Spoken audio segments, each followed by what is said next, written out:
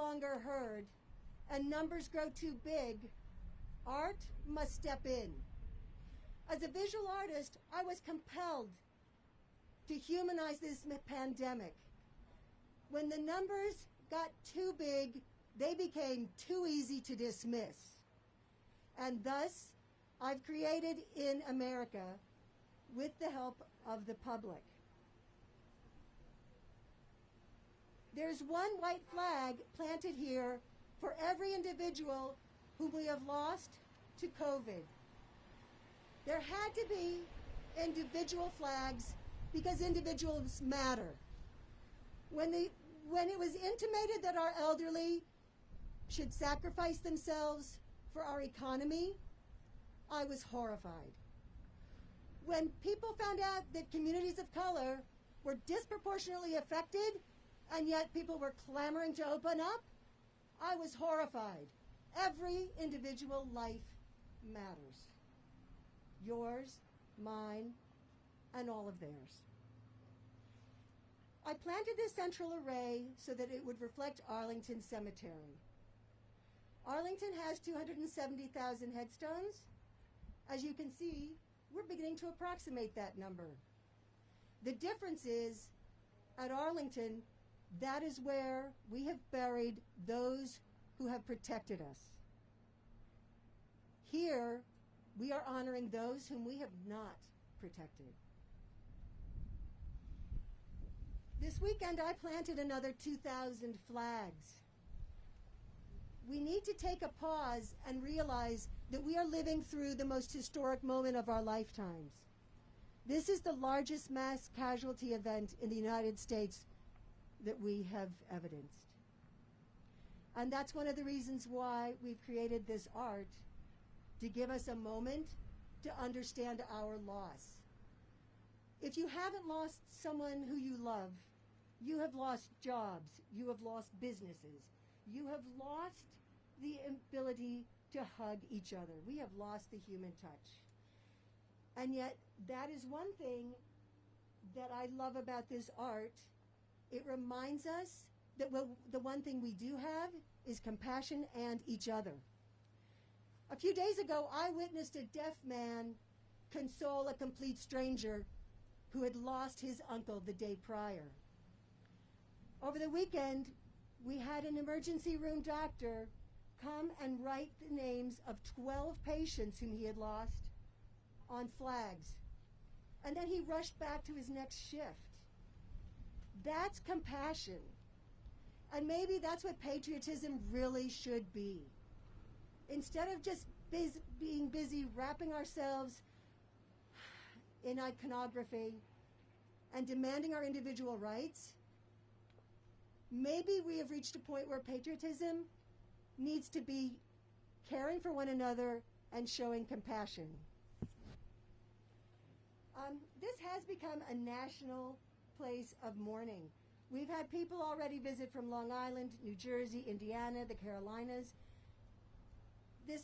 Actually, yesterday morning, a woman came from Milwaukee. She flew from Milwaukee to Columbus. She rented a car. She drove from Columbus to here to write the names of her loved ones on flags. And then she got in her car and she drove back. If we can't unite over racial issues, over socioeconomic opportunities, over ideology, we can unite in our communal loss. And that is what this art represents. I would like to thank the mayor for helping us to secure this site. It's not easy to find a site that will house this many flags and that has the reverence that is needed for this type of art. May I introduce Washington, D.C.'s Mayor Muriel Bowser, who has stood tall amongst all the unprecedented and indeed unpresidential attacks. Good morning, everyone.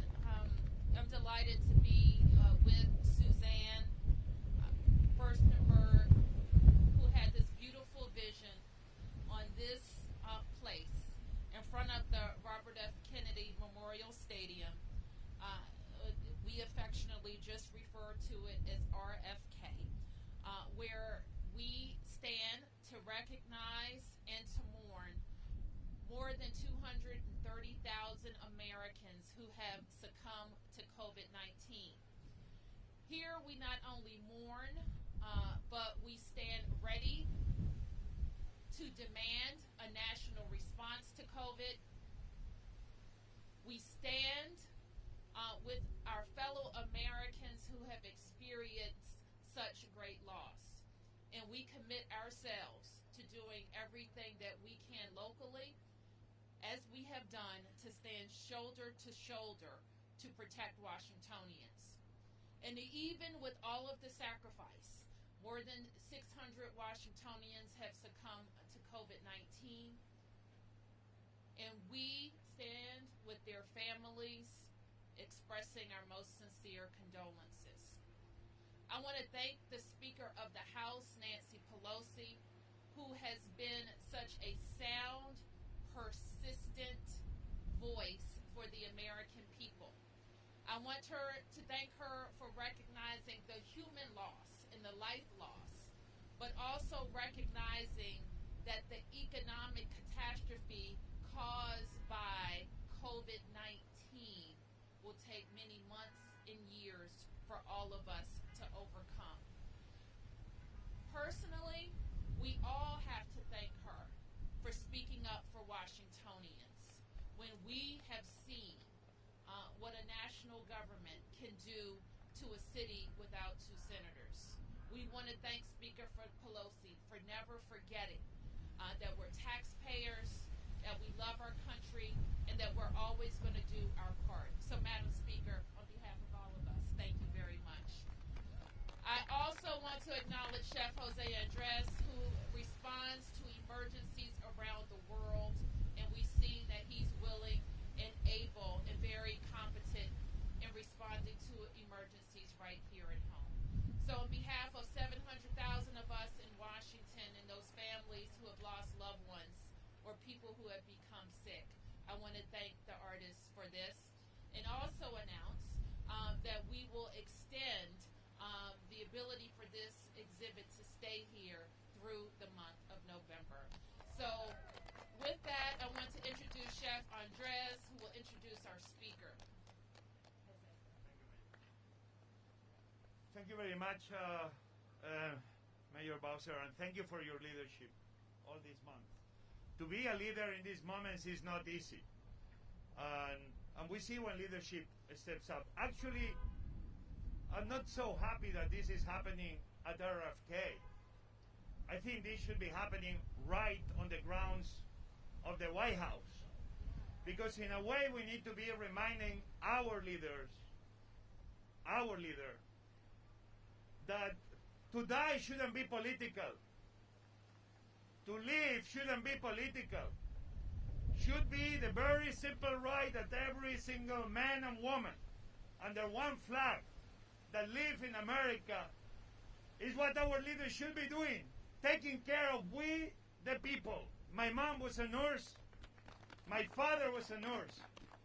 These flags here symbolize many of the nurses and doctors that die trying to protect the lives of others. Doctors and nurses at the times didn't even have a simple 10-cent mask to try to save their lives.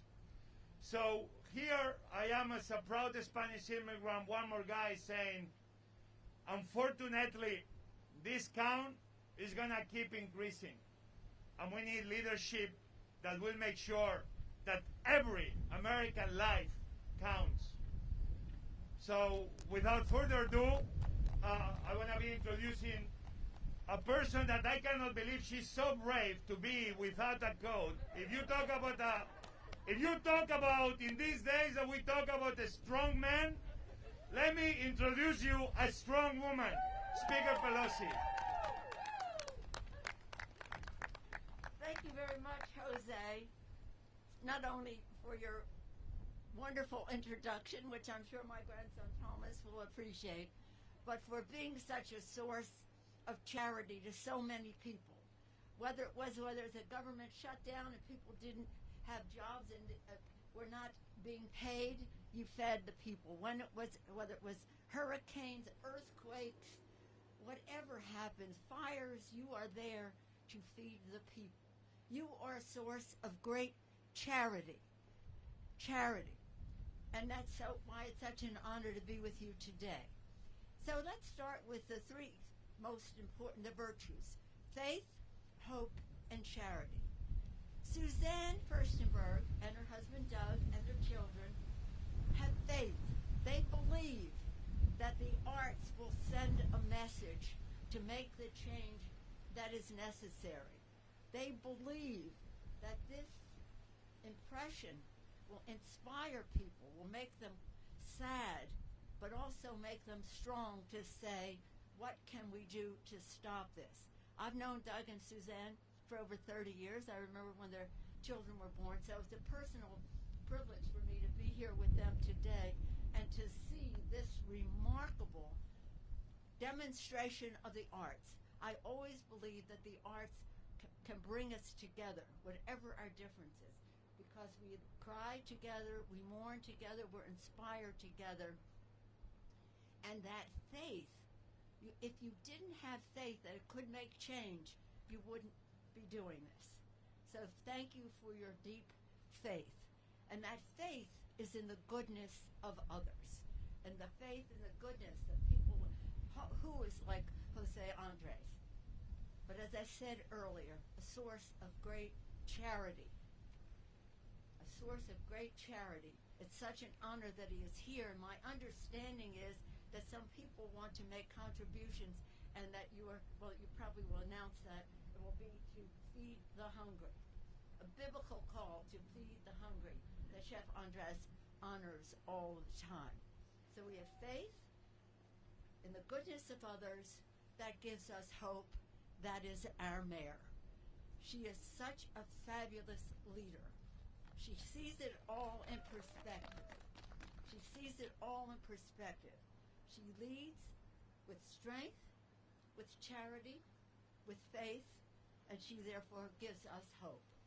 The mayor has had one of the biggest challenges because so many things have been happening around this and everything that goes with it without going into any detail there. But I have seen her in action, and it fills me with emotion to see her standing with John Lewis when he made his last appearance in Washington, D.C., on his way home to Atlanta, to go on his way home to heaven with the mayor at Black Lives Matter Plaza on that occasion. But it said so much, the visual. It said so much about all that people have been through, but the hope that we have for the future.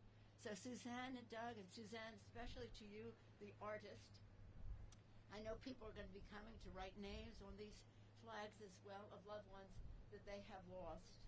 It's almost incomprehensible that here in America this would happen. But thank you for giving us this optic, this visual manifestation of it. Not only the lives, how horrible all this time, but the families, the communities that had lost maybe 1,000 healthcare providers. They risked their lives to save lives, and now here they are in this display.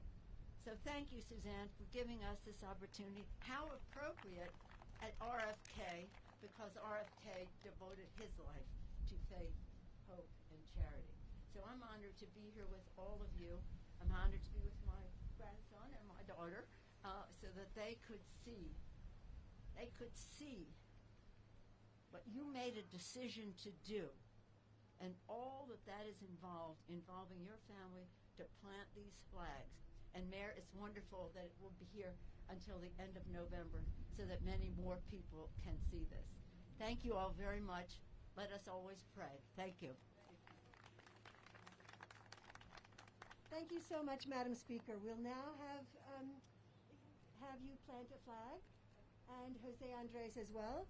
Just to make a note, people have asked if they could contribute to this cause. The greatest contribution is to contribute to Jose Andres' wonderful efforts, because we've got to keep everyone safe and fed throughout this long winter that approaches.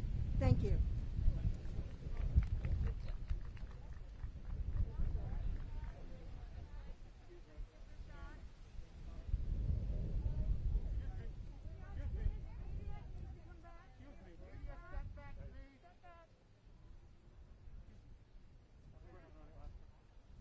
Stills, down.